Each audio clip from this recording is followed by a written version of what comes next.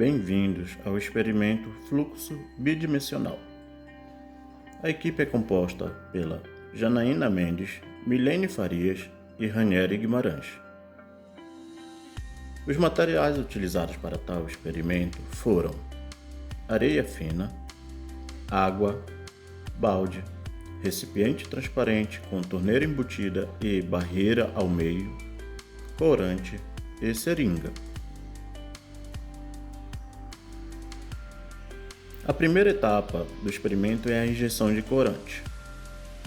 A segunda etapa é a adição de água. A terceira etapa se inicia o monitoramento do experimento. Este experimento nos possibilita estudar a percolação a partir da rede de fluxo. Podemos observar como ocorrem as linhas de fluxo em maciços de solo.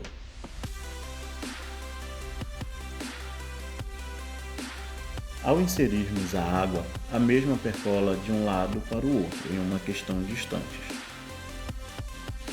Ao aplicarmos o corante, podemos observar a formação da linha de fluxo. Este método é muito utilizado em barragens e vales abertos, onde ocorre a percolação na fundação das barragens. Através deste método, pode-se controlar o movimento da água através do solo, pois proporciona uma proteção do solo contra efeitos nocivos destes mesmos movimentos, tais como liquefação em fundo de vales e erosão. Ao acompanharmos o deslocamento do corante, podemos observar as linhas espaçadas igualmente, que determinam canais de fluxo e de igual vazão. Estes são chamados de linhas de fluxo. Regiões que possuem o mesmo potencial e linhas de igual carga total são chamadas de linhas equipotenciais.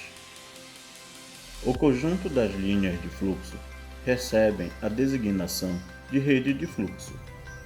A rede de fluxo é um sistema utilizado no estudo da percolação da água em solos. Representa o caminho percorrido pela água e a correspondente dissipação de carga. Se as partículas de água seguem trajetórias curvas contidas em planos paralelos, o fluxo é bidimensional. A respeito da percolação sob pranchada, as linhas equipotenciais devem interceptar as linhas de fluxo de maneira perpendicular. A distância média entre as equipotenciais deve ser aproximadamente a mesma que entre as linhas de fluxo. A pranchada e o fundo da camada permeável são linhas de fluxo. A superfície do terreno à esquerda e à direita são linhas equipotenciais inicial e final. Este é um processo que precisa ser feito com várias tentativas. 3 ou 4 canais de fluxo são suficientes para o primeiro traçado. Em nossos primeiros experimentos, utilizamos uma cuba de plástico. Entretanto, ao colocarmos a areia e posteriormente a água, a mesma deformou, o que fez com que a barreira que colocamos no meio soltasse. Deste modo, a água e o corante passaram para o outro lado, comprometendo assim o experimento.